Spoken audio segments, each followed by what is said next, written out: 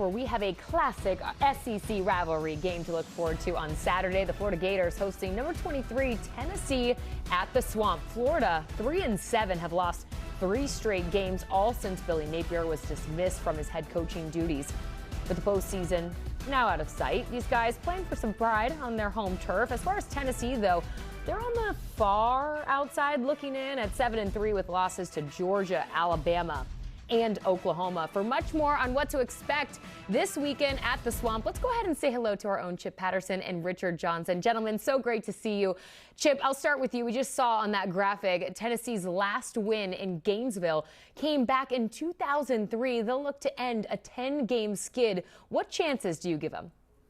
Oh, I mean, decent chances. They're the favorite in the game, even playing in the Swamp on the road. But this is a situation where playing for pride on the Florida side, I agree. But also, if you are Tennessee and if you're somebody around that program, then it doesn't matter who the coach is. It doesn't matter how many of the players are healthy or out injured, of which there are many.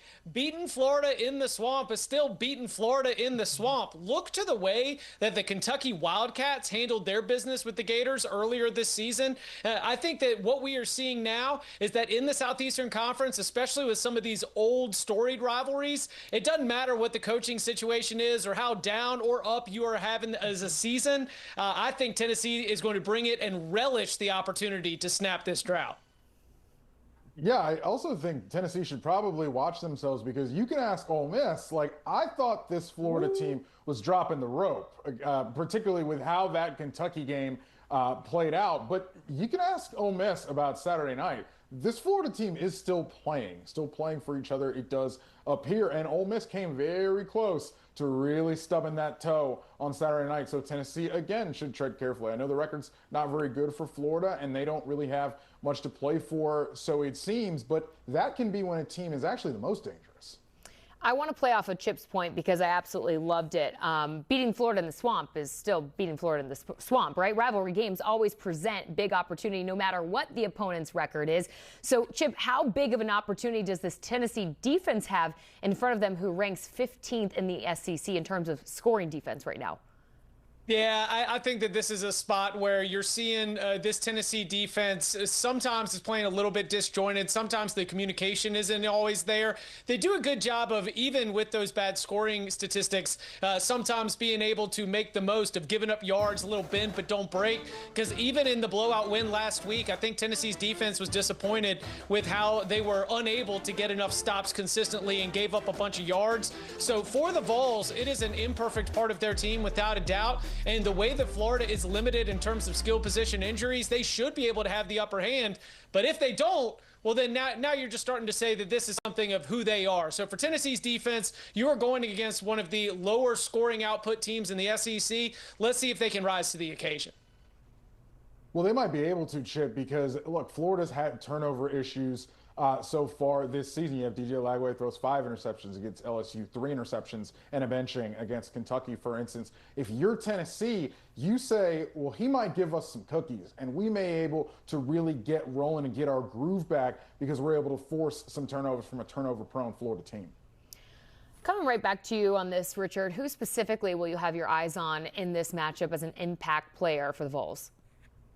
Well, for the Vols, it's Joey Aguilar. In this one, can they continue to find ways on offense to continue to build and continue to play well? This Florida defense does pose issues. It does pose a good, especially up front, young defensive line core. Going to have Joey Aguilar under duress at some points in time in this game, but Florida's got a young secondary, young pieces in their banged up secondary, I think, and Tennessee should come out in this game thinking that they can feast. Whether they can or can't is another thing entirely.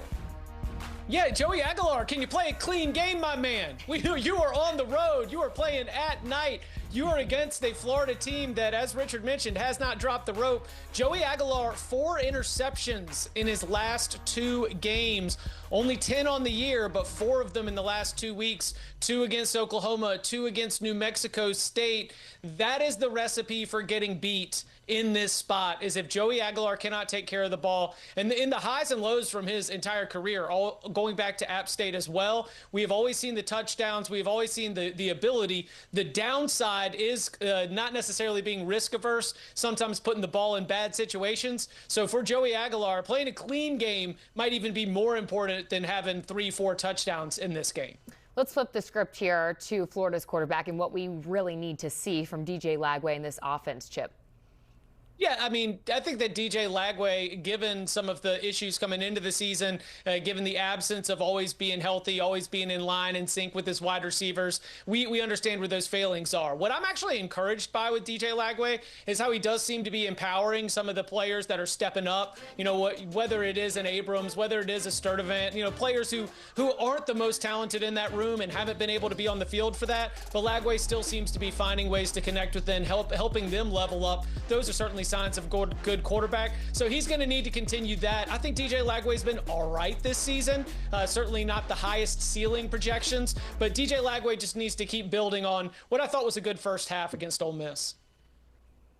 Yeah, for Lagway, it's just been so up and down for so many different reasons. And I mean, you're just, the wide receiver core now is again hewn out. You got Tank Hawkins opting out. You've got Dallas Wilson out for the season. You've got Trey Wilson again out for the season, for the second season in a row. So you've just got to have all these players, all this chop and change in that room, and you combine that with DJ Lagway's own injury concerns that he did not start the season healthy.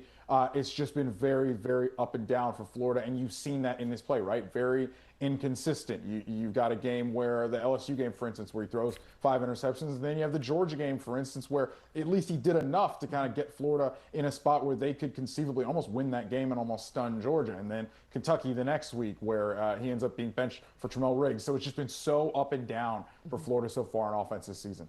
Yeah, and Chip, Richard just brought it up. Unfortunately, comes into this game with mounting injuries. Florida does offensively. Receivers Dallas Wilson, Eugene Wilson will both be out. How confident are you in Florida's depth? Not very. And one thing where I think we might see it on display is in the second half of this ball game, because we had a really good start on both sides of the ball. I know that Ole Miss was able to get out there and score a little bit, but I thought that Florida was competing. Florida was in that game. Florida had a good start against Ole Miss, and then offensively they couldn't get the short yardage and the key downs that they needed in the second half. Obviously turnover as well. And then defensively they were really struggling to get the stops that they needed. And I wonder if we got to talk to Billy Gonzalez and that skeleton staff if they would agree. But Richard, to my eye, one of the things that was contributing to Florida just really, letting go of that game in the second half had to be how tested they are from a depth perspective because of all the mounting injuries. Florida's just got to find a way to get there all the way to the fourth quarter, and that's going to be tough.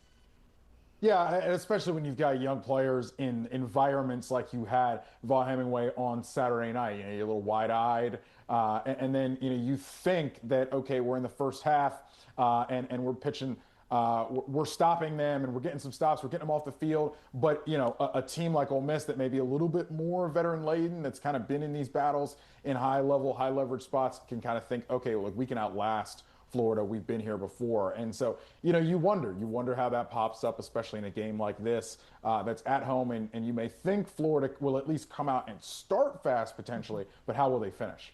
So with all that being said, Richard, is your player to watch in terms of the Gators maybe a younger receiver or someone that needs to step up in that receiving room? Jordan, it's actually a defensive lineman who hadn't played in a long time, and Caleb Banks. Our Matt Zenitz reports that there's some optimism that Caleb Banks may actually be back for this game this weekend. Caleb Banks hasn't played in weeks. He's had a foot injury, and it's really been hampering him. My thing with that is I think that's indicative of at least something in that locker room where these guys want to play. These guys want to play for each other. You got Caleb Banks, who honestly, it was an open question whether he was going to come back this season at all, could have gone to the NFL draft. And now whether he was going to shut it down for the rest of the season or come back because of how it could affect his NFL draft stock if his foot injury were to be further inflamed. But no, it does seem that there is some optimism at least that he's going to come back and play in this game after a long period out. I think that speaks to the fact that maybe this Florida team has not dropped the rope yet. First of all, I absolutely love that. because, it's like flipping on its head. Beating Florida is still beating Florida. It's like, yeah, it doesn't matter what's going on with our situation. Beating the Vols are still beating the Vols. Love to hear that news, Richard, from Matt Zenitz and Caleb Banks. Man, what a dog in him. Okay, speaking of dog, let's go to a freshman dog. Let's go to somebody who did step up. TJ Abrams, as we've continued to see all these skill players go out with injuries, that he is making the most of his opportunity. He's somebody who might have a bright future ahead of him. And I do think Florida's offense, they have not been very productive this year. They will have to score points. They will have to hit some explosive plays. Tennessee does give up explosive plays. I'm looking to see if Abrams can continue to stack good performances with more of a workload. All right, coming right back to you, Chip. Let's end here with a game prediction. Just taking a look here, Tennessee only favored by 3.5. Yeah, I think Tennessee gets it done, but Jordan, let me say the under might get my look. I think that this is going to be a game where maybe the offense doesn't click in a road environment, but Tennessee has been the better team. I think they'll be the winner. So I'm going to say lower scoring, Vols win. I think it's going to be kind of the story of Florida's season so far, which is I think Florida's going to put up enough of a fight, but close in the end, and Tennessee gets the victory and finally breaks the streak, the streak that they've been on the wrong side of in Gainesville so many times. I don't know, you guys. Things kind of get weird at the Swamp, especially in prime time, 7:30 kickoff. I might be rolling with the upset here, but I do like the under. It is set right now at 57.5. I might be taking that, Chip Patterson. Richard Johnson, also great to see you both here on CBS Sports Network. Chip and the guys have your big game breakdown all set on the Cover 3 podcast. All you got to do, scan that QR code on your screen and watch and listen wherever you get your podcasts.